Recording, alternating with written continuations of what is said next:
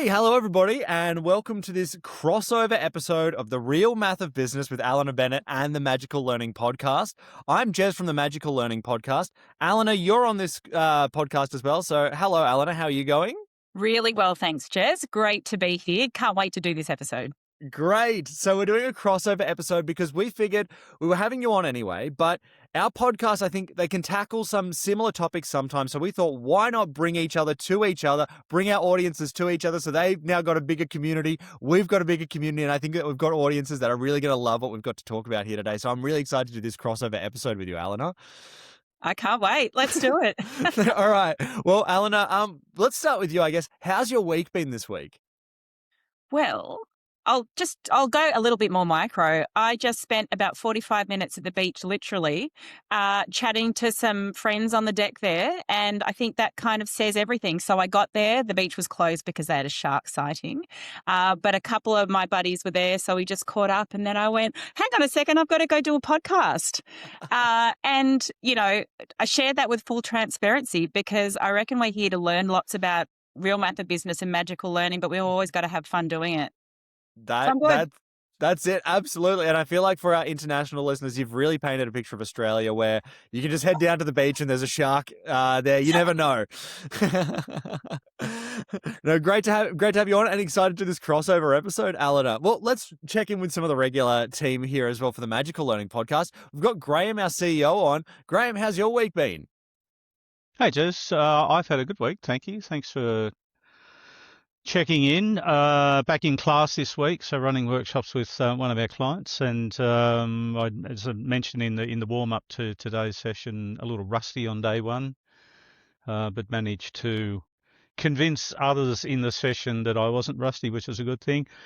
Like Alena, a little, I have also come from something else to make the podcast today. I was not at the beach. And thanks for the invite, Alena. I appreciate it. You're welcome. I was repairing somebody's computer, which is a lot more fun and less painful than sharks. By the way, folks, if you happen to live overseas and you think, well, we really want to visit Australia, but is it true that there's lots of things that can kill you, like sharks? You can't even go for a swim in the ocean because there's something out there that's hungry. Fear not. You can always come and join us in inland Australia, where we're surrounded by nature, and the nearest beach is approximately 432 kilometres in a straight line away. And out where we are, you don't have to worry about sharks at all, just snakes and goannas and things. Well, that's it. You can either go surfing the internet or surfing the waves. We've got options here in Australia. There's options from both of you there. So very excited to have you on, Graham. Glad to be back. Thank you. That's all right. And our Director of Learning, Danette, how are you going? Yes. Yeah, good. I'm at the farm today, so very excited. It's 38 degrees, so a bit warm. And yeah, just very excited to be on, and can't wait for this conversation with Alena. That's it. And for people watching the video on the YouTube, they can see you've got the special effects windswept effect going on there, Danette. That is the fan that is keeping me cool on the veranda, because there is no air conditioning in this part of the house. So if I look a bit windswept, that is the fan. That's the special effects budget right there. Exactly. No, that's great, Danette. Great to have you on. Thanks, Alena, no worries. Alena, we're so excited to have you on. And for people that are joining you from the magical learning side of things, Alena, you're a speaker, author, and leadership expert who works with chief executive officers and chief financial officers really to help them create universally investable companies where people serve people and the math just works. You've had a background in accounting. You've worked in the US. You've worked in Australia. You've got a podcast. Thank you so much for being on today. Is there anything else you wanted to add before we get into today's conversation for new listeners? No, I think let's jump in. If there are any skeletons, I will share them as we go. Great. Well, Alena, let's talk before we get into today's. Oh, you know what? I think Danette's question really teases us off nicely, talking about the real math of business. So, you know what, Danette, you've got a nice framing question about the real math of business, which is not only a philosophy, but it's a podcast. So I think you ask your questions, and Alena, you can just kind of take us away from there. Thanks, Jez. And Alena, I always have two questions. My first one is, because I figured some of our listeners may not know this now, but they will after this discussion. Tell us about the concept of the real math of business, because I really love your concept, and I've figured our viewers and listeners will too. Thanks, Danette. And, you've been a part of this journey to get to this point of the real math of business. So, because it is not a concept that has happened overnight, it is something that I've sort of, I didn't know really was a thing until probably about this time last year, if I'm really honest. And, like yourself, and as Jez mentioned, my background has been in accounting and finance, so lots of maths. And I wasn't the sharpest maths tool in the shed. But, I had this, I had one of those sliding door moments when I was in high school where, you've got to choose what university degree you want. And I went, well, actually, I'd really love to become the next physio of the Australian cricket team. But I'm probably not smart enough. So let's just hedge my bets and maybe do some commerce, And so it was basically physio and then commerce. Then, and this probably says a lot, I got into physio and went, I'll do commerce anyway, because then there are a lot more options out there.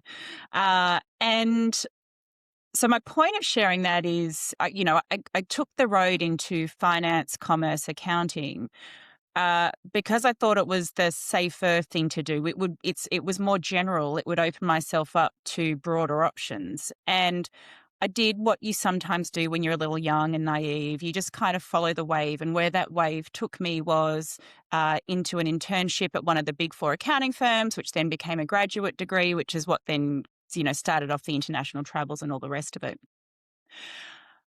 I'll come back to this idea that I wasn't and still am not the sharpest finance or maths tool in the shed. However, I was very successful. And when I say successful, I got all the right scores, I got the promotions, all of those things. And, still to this day, I did not get them because I was the smartest person. I got them because I was able to have a conversation. And I had this narrative based on what I'd been told time and time again was, oh, you don't seem like the typical auditor.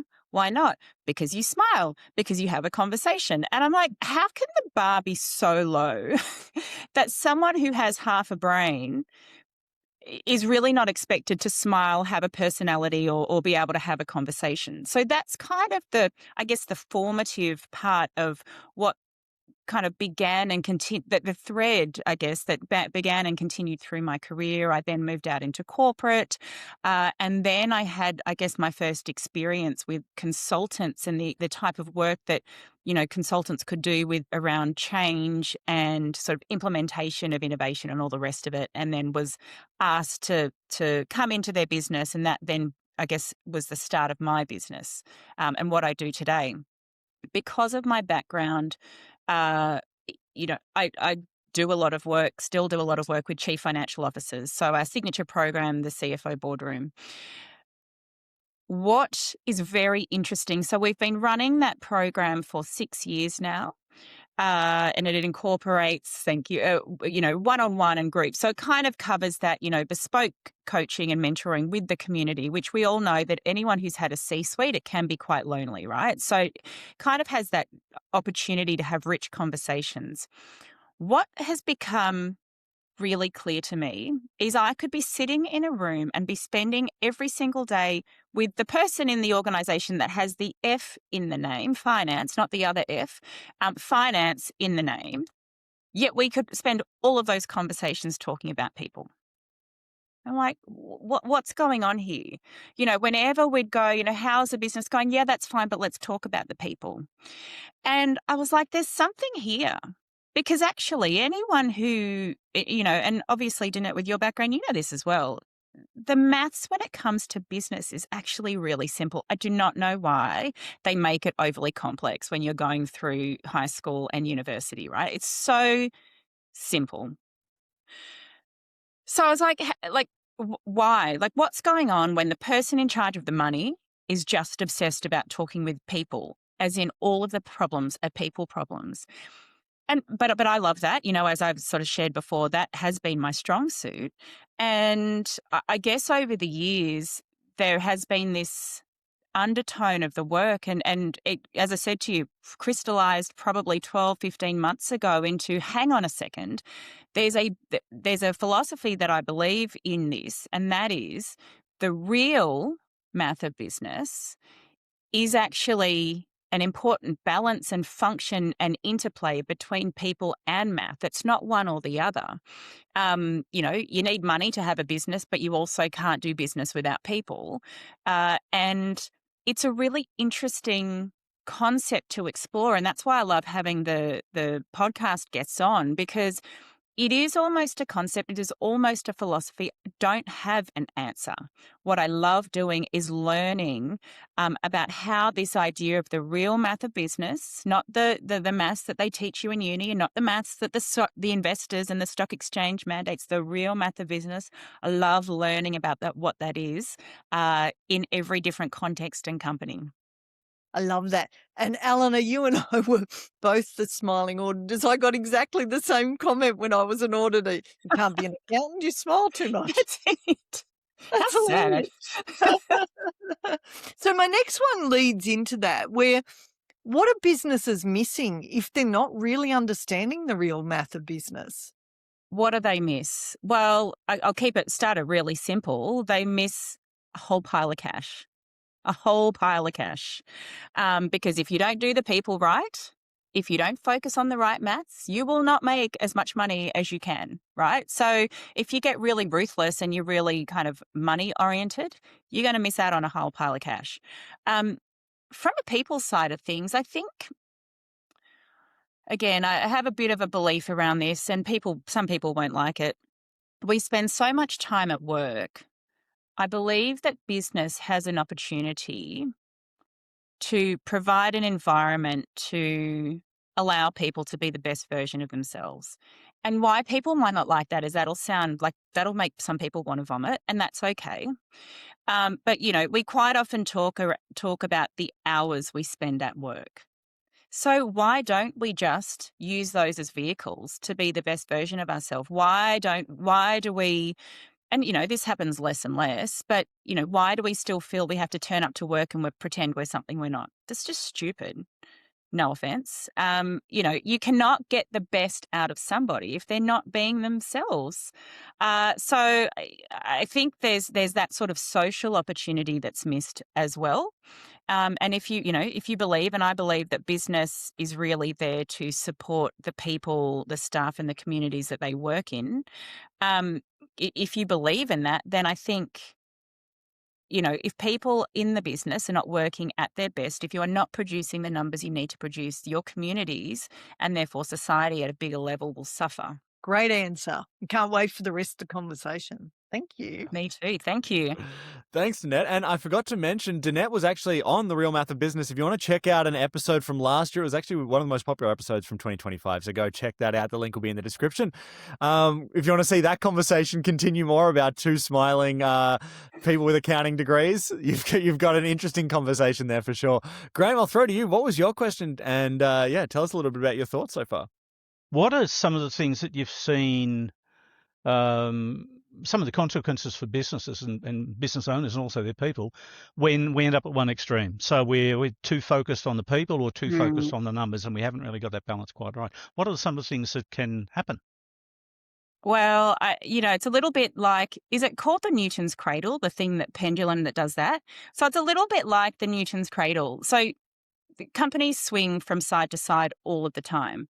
And I think what typically happens, so they swing too far on the numbers side, they get focused on dollars, profit, all of those, weird and wonderful numbers. And we see what happens. There's burnout, there's resentment, there's layoffs, there's all of those things that happen to the people, right? And the irony, as we all know here, the irony of that is that all costs a lot of money. So in the end, you actually contribute to the problem.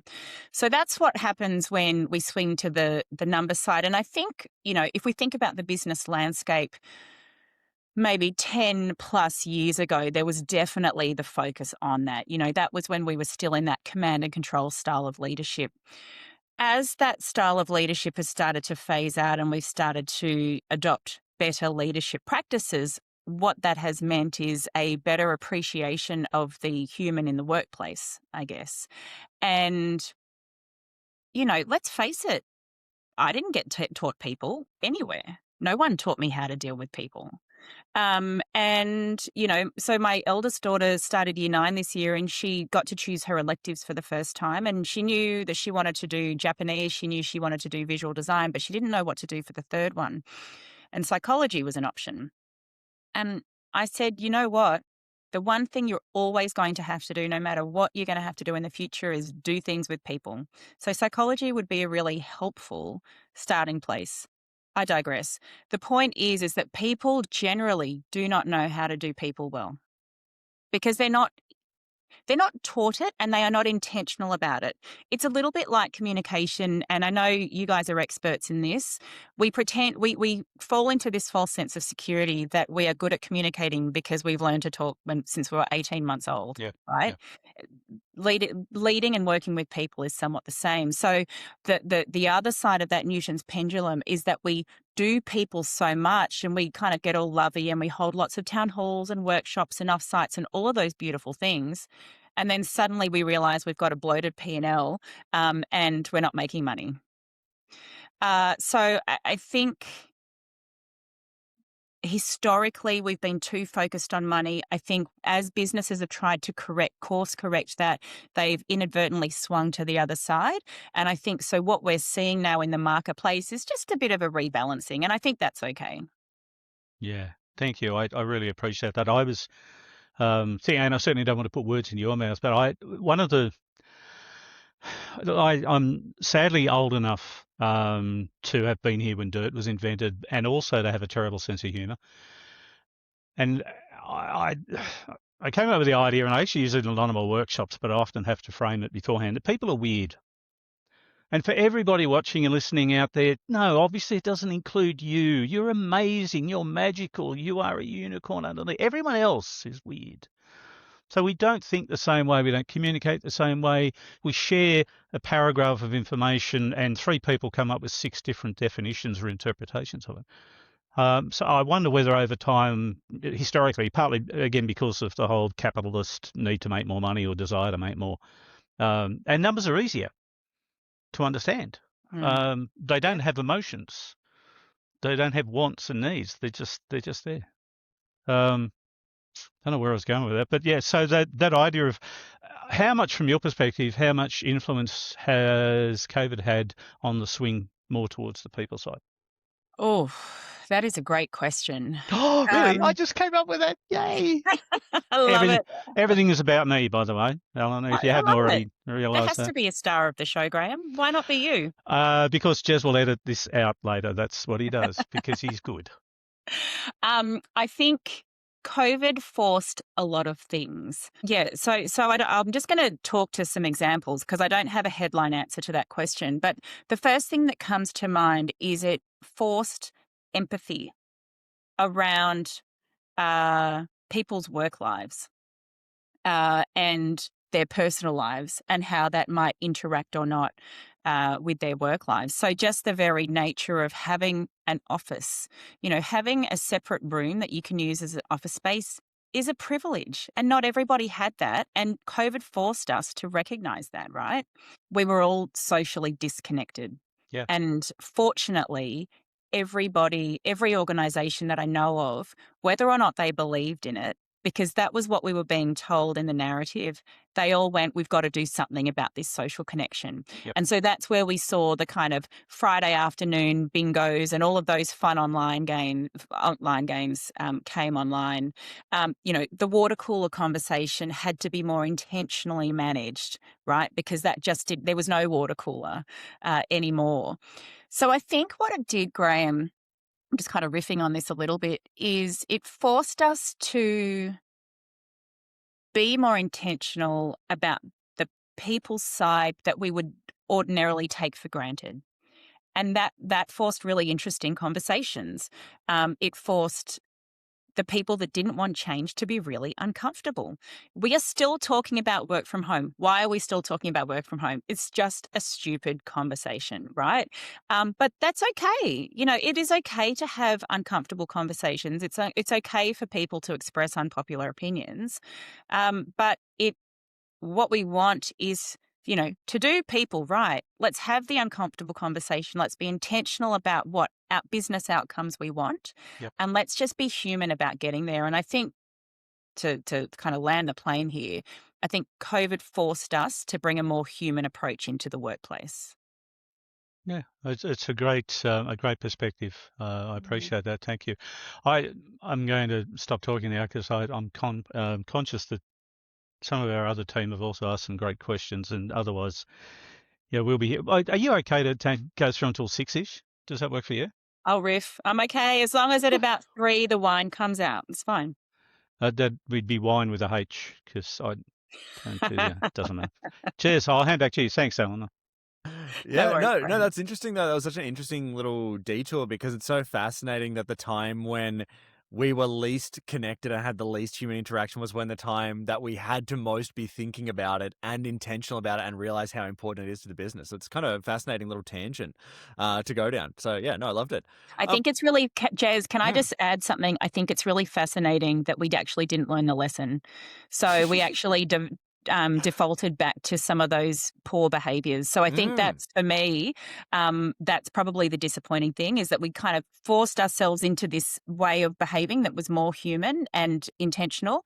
And as soon as COVID didn't exist, and I know that's a silly statement, we kind of defaulted back. So I don't actually think that at scale we learned the lesson. Well, that's really fascinating, Alena, and I think it actually leads perfectly into Allegra's question, our graphic designer, so and animator, who you'll notice for the intros and outros of things. So Allegra's written on this kind of topic. What are some business traits that show your business is in the sweet spot for the real math of business? Yeah, I loved that question. It's such a challenging question, Allegra. So I'm grateful that you asked it because,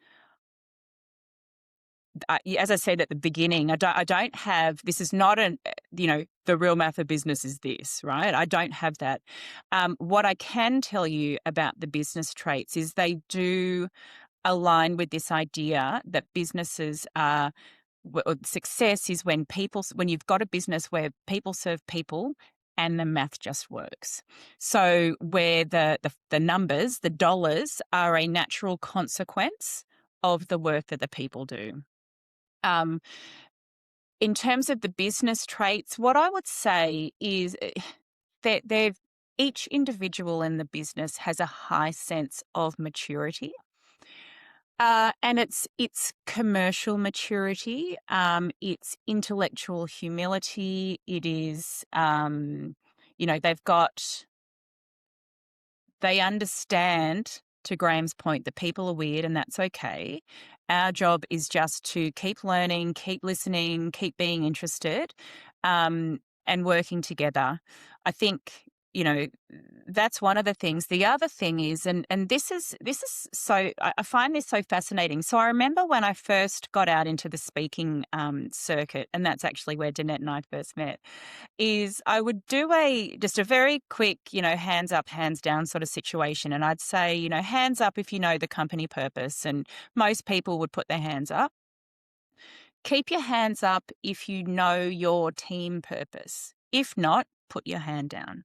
You'd probably get about 75% of the people put their hands down. So you've got 25% of the initial people, let's say around 90%, 25% of the 90% have still got their hands up, which is not many. And then I would say, keep your hands up if you know your personal purpose. Like, I literally could count the number of people that still had their hands up on one hand. Now, that was a reasonably long time ago, right? So I would say that the number, the whole number will be higher, but the relative percentages are probably similar. And the reason why that is important to answer Allegra's question is that the business traits are that each individual in the organization understands how their personal purpose or vision, whatever word they want to use, aligns to and connects with the organizational vision or purpose. So they understand how what they do matters to them and how what they do matters to the business in the context of what the business say matters to the business. I'll go kind of back to I think, Graham, maybe you said it, was, people say a paragraph, and that, could be the vision statement, the purpose statement, and in a town hall, and the CEO goes, yeah, high five team, we've communicated the vision, everyone's aligned and on the bus, that bus that everyone gets on. But everybody walks away, and their interpretation of some very common words, respect, integrity, value, customers, everyone's got a different definition of it, right? And so I just think so what I mean by that is they have that alignment, and that alignment is at a deep and articulated level. It's not at a shallow, this is my language and this is the company language, and luckily we've got some of the same words, and so we're good. And then the final thing I'll just say on this, and luckily we've got an adapt expert on this call, is that the employees themselves are adaptable. Because that is, I think, probably the number one power move you need to have in individuals today, is to be adaptable, to be agile, to be flexible. Because we don't know what's happening around the corner. We do not know the next silver shiny toy that we need to adopt. We do not know what shock is around the corner. And so I would say, from a business trait perspective, one of the most important things at an individual level is that adaptability and agility, because if you've got people aligned and you've got people that are agile, they can get anything. Yeah, I love that. And actually, Danette, as the adaptability expert, is there anything that's coming to mind for you that you wanted to chat about here? No, I totally agree with Alena. And that whole thing about the language, that, we do use words that we think mean exactly the same to other people. And if we don't get that deep understanding amongst ourselves of what respect actually means, you can have people who are really trying their hardest to do their best, and their definition of respect might be turning up on time to a meeting, and the person next to them is checking in on everyone at the start of the meeting, and those two might conflict with one another. Both are trying to show respect, and then you've got friction, which makes it hard to be adaptable. So that depth of understanding, why we're here, what's my purpose, how does it align with the organisation, and how do we create that common language, super duper important. And I really liked Elena's bit a little bit before, where she was talking about, you get your people right and the money happens.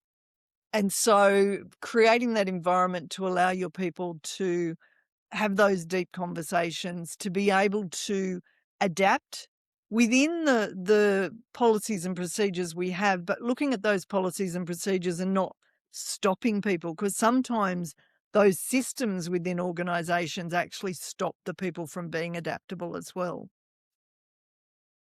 That's my bit anyway. Fantastic. Thanks for that, Danette. No, love that. And I mean, Alena, there's so many other conversations I'm interested in having now. Like even that concept of maturity as a word, and even your definition around that is kind of a whole thing.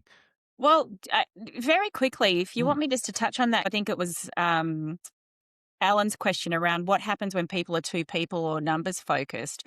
We see the commercial maturity come up when the company has gone to the people side, and we got the people right, and everyone's happy, and we're singing Kumbaya together and all of those things. And suddenly we stop hitting the numbers. And then somebody, God forbid, tries to have a conversation about numbers, and then suddenly people are throwing toys out of the cot.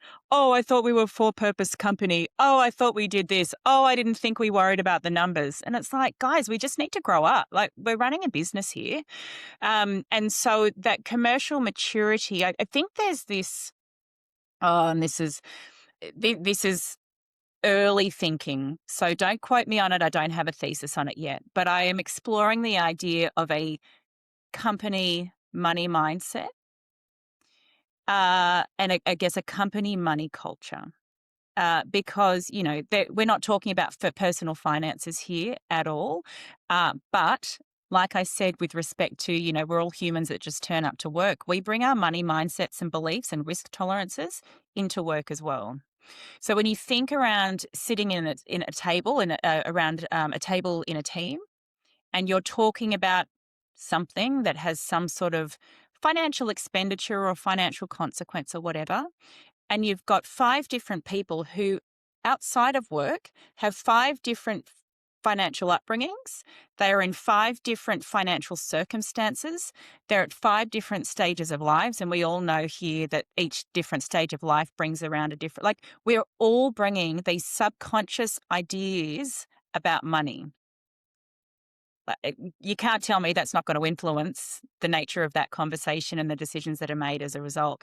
So I think there's something, so the commercial maturity is also sort of part of this concept that I'm exploring around a corporate money mindset, which is basically how do we bring our our personal money beliefs into our role, and how does a company deal with that? It's almost just another lens of bias, and bias is a big topic for organizations. It's almost bringing another lens to that.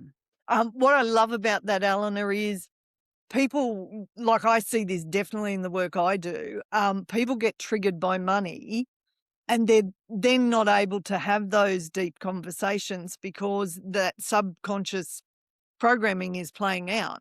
So I love that being intentional, and I love you've used intentional a couple of times in the conversation about the real math of business, is that intentionality about this is probably a blind spot in pretty much every organisation. So I can't wait for our discussions on that one. Me too. Yes, we'll have to have you back, Alena, for a whole nother combo, another crossover rep in the future. Well, Alena, I might go to my question now because I do want to talk a little bit about your podcast as to how it relates to this kind of theory that you've been developing. And, I think each week you're exploring, a different lens on the topic. So for me, my question is, you've been exploring this sort of topic on the Real Math of Business podcast with Alena Bennett, which people can go subscribe to now. If you're not from that side, go check it out. What has been the most surprising thing about the topic that you've learned through doing the podcast? Well, I didn't have any preconceived notions about what I was going to get. And I'll be really transparent. The Magical Learning podcast and the Danette FM podcast has been a real inspiration because, I quite often hear, particularly from Danette, I just love having interesting conversations with smart people. So really, if I'm really honest, the Real Math of Business podcast was so I could have really interesting conversations with smart people. Like, it's awesome. And I have an idea about the Real Math of Business. It is called the Real Math of Business, underline italics, quote marks, for a reason, because I think there is a belief that we have all bought into from our education and from the context that the math of business is money, is financial success, is profit, all of those things, right? And so the realness is like, let's just get real about what it really is. Like, let's just have some real conversations. I'm not going to tell you what it is because your business is different to my business is different to, but let's just get real. That's kind of what we're trying to do here. And in my opinion, the Real Math of Business is a combination of math and people. What has been most surprising, and you know this, Jez, because for most of our podcasts, I share this at the end, is I sort of have this little tanty. Why did we spend that whole conversation talking about people? Why couldn't we get them to talk about the maths?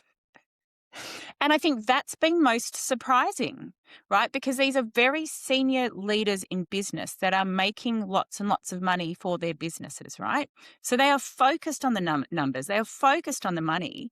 Yet one of the things that has probably been the most surprising, and, when you're the podcast host trying to explore the interaction or the tension or the balance between two things, and you're so heavily weighted on another, you're like, oh, I just want to tip it. I want to get to the other side. But it almost proves the point a little bit that we've been talking about today. We do want businesses where people serve people, and we kind of don't really want to have to think about the maths. We just want it to work. And I think that's probably been a bit of a standout in terms of what has been most surprising and pleasing, I think. And I guess that's what I hope for everyone who listens, that they listen and have hope at the end. And so what I expect, and the podcast is still relatively new, but I sort of hope that at some point there is a bit of a groundswell in acceptance and somebody goes, let's cut the crap, guys. Let's let's stop talking short-term profits. Let's stop talking about short-term earnings. Let's start actually thinking about businesses as organisms, engines, vehicles where people serve people, whether that be staff, customers, suppliers, society. People serve people, and the maths is just a consequence. And yeah, you might have to wait another 3 months for the numbers that you want, but that's okay. Yeah, it was a long way of answering your question, Jez. No, but that really goes to the whole point of the podcast, I think, is exactly what you're talking about. You know, like we had one that sticks out to me just because of the position is Steve Vamos from Xero, where you think that's all numbers. You know, that's a sort of accounting software. And yet the whole conversation was about people, exactly what you're saying. We couldn't peel him off the people side of it because that's the most sort of important part, even as someone coming from such a numbers heavy area as he was. Yeah, 100%. 100%. And even, even if I reflect on the pod we did most recently with Bill Withers, he really struggled with it. And the reason why he struggled with it was because he does people differently. And I think it's genius what he's created. His people, his people stuff, the people stuff is all numbers driven, or it's numbers backed by numbers. So he was having a really hard time going, I just don't see how this all works, because for me, people and numbers, actually, the people side is people backed by numbers and the maths is just separate. And so that was a really cool conversation, because I think this is what I love is I don't know the answer. I don't know what people are going to tell me. And I think what it proves to me, which is why I love business, is that everyone can do it their own way, and that's okay. Absolutely. And that podcast people can check out that you had with Bill Withers is the one that you can check out last week on the Real Math of Business podcast. So people should go check that out, subscribe and check out that one. Well, Alena, look, I think we're going to have you back on because we've got more questions, but we've run out of time here for this chat. So I want to grab some final thoughts before we wrap up from the team here at the Magical Learning side, and then we'll grab some final thoughts from you, Alena. But I might start with Graham. Graham, did you have any final thoughts on today's conversation? No. Easy. And Danette, no. Where to start? Lots of notes. Look, it's been a fantastic conversation, Alena. Thank you. And great questions from everybody. I really appreciate it. Towards the back end, we were talking about, sorry, you were sharing the challenge you found, and it sounds like Bill Withers might have been sort of an example, but a lot of the conversations you're having with senior people, if I understood what you were saying correctly, lately seem to be much more people-centric, and it's really hard to get them away from that. And I on one level, I think, well, it's not really surprising at all, given the focus at almost at a species level that we've had since COVID on people, and all of the things relating to diversity, equity, and inclusion. I'm wondering whether there is a what will you call it, the DEI of maths in business. I had to put the S on the maths just because I'm old. But look, I love some of the stuff that's sort of bubbling away in the back of your amazing brain. It's not half a brain; it's probably 2.5 brains, just crammed into a small space. And isn't it just an absolute blessing that you were never really good at maths? Right. Thank you. I might just take that soundbite, and every time I feel bad about myself, just listen to that. Yeah, sure. Danette's pretty much the same. Anyway, look, it's been fantastic. So thank you. I've thoroughly enjoyed the conversation. And yes, you do need to come back for, maybe we just have a 24-hour. What's the Guinness Book of Records in podcast duration, Jez? That's actually a great question. I should know that off the top of my head. So I have a world record to aim at for a. I think we should do that. If we ever need to just rack one up, that's a potential. Yeah, I'll get the comfy chair out and some popcorn and stuff racked up, and Alena, you can organise somebody to bring in some vino at the appropriate time. Sounds great. Thank you. No problem. Thank you, Graham. And great questions today. Thank you so much for being on the pod. I'll throw to Danette. Danette, did you have any final thoughts on today's conversation? Yeah, so Ella and I both have the bent about people focusing short term when really way better to focus that long term. And I really, really can't wait to explore this with you, Alena, the bit about the company money mindset and the company culture around that, because that is definitely an area that needs exploration, because that short-term focus, I get it, you've got shareholders and stuff like that, but often that skews decisions that end up costing the business longer term, not just from a financial perspective. So fabulous conversation. Can't wait for our next catch up next week. That's Eleanor and I, not the whole podcast. And can't wait to have you back on the podcast too. Thank you. Thanks, Danette. That's it. And we'll do the 24-hour podcast next week, guys. We'll just spit it out and spit out your convo into a 24-hour pod. No, Alena, I just want to say thanks so much. It's, like we get to talk most weeks just when we're doing the podcast off air, but it's always great to sort of get to chat to you on air, live and recorded. And I think something that I've taken away, even though we talk, quite a lot, is that just that simple idea that communication isn't talking. Like, you learn it so early, and, again, it's not a class. Psychology is probably the closest you find to it at school, but it's not a communication class per se. But how much it's expected across the board for everybody. It's such an important skill outside of everything else that we've been talking today, and about the, so many different interesting things about the real math business. Highly recommend people go check that podcast out as well if you're coming from the magical learning side. Alena, before we sort of wrap up here, did you have any final thoughts on today's conversation? No, other than thank you for the great questions. I might actually ask a question back to the team if that's okay, but I will say thank you for these questions, because there is nothing like a question requiring you to try and be articulate about this. And so this has been, having this conversation, being asked these questions has been really helpful for me. I've learned a lot to crystallize some of these ideas. So I'm very grateful to be here. My ask of the team is, what have I missed? Is there something out there that you're like, oh, you should explore that? What's the thing around the concepts that I've shared today that makes you go, oh, you could consider this blind spot or this blind spot? I'd have to think on that overnight, Alena. All right. So we have to get you back so we can discuss that. Oh, good. I like that idea. Beautiful. Yeah. Good setup. It's like we created it. Great question. But that, I reckon, to answer it well, is I need a bit of time. So thank you. Thank you. That's part of the 24-hour podcast, I think, or longer if necessary. The corporate money mindset business thing. The point that you made about people bring their experience, knowledge, understanding, biases, etc., around money into their role in the workplace. We've always done that. And in the past, I think most businesses have been so money focused, they haven't even bothered to try and understand what people's values, attitudes, beliefs, etc., around money would be. It didn't come under consideration at all. And again, that's not a small thing. Just even exploring that, I think there's huge potential in that. It's a great idea. The corporate money mindset thing.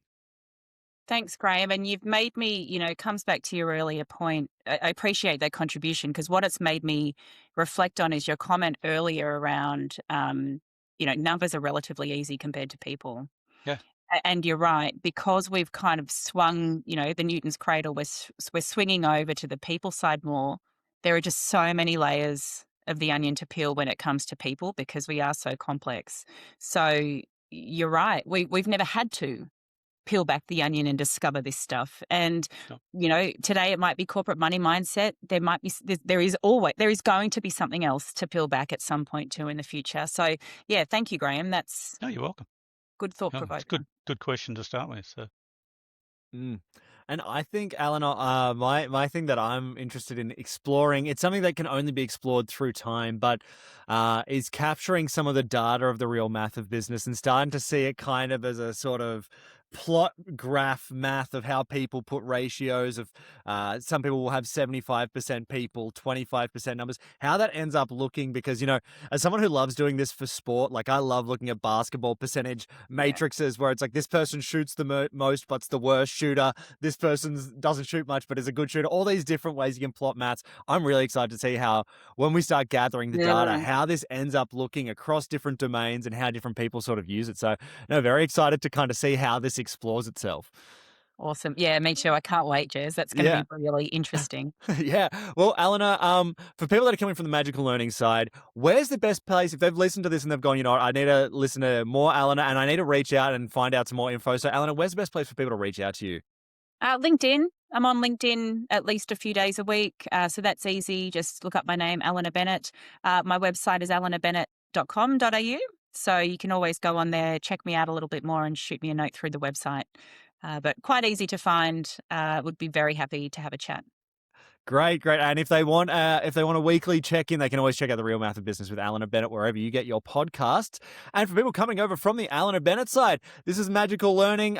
This podcast is also a weekly podcast. You can follow and subscribe for us for weekly chats. We're going to talking to experts and finding out different information about them. Sometimes have authors, sometimes have business experts. This has been the Magical Learning podcast and The Real Math of Business. Alena, thank you so much. Thank you so much for having me. It's been awesome. Great. And regular team, thank you so much. Thank you so much, everybody, for listening.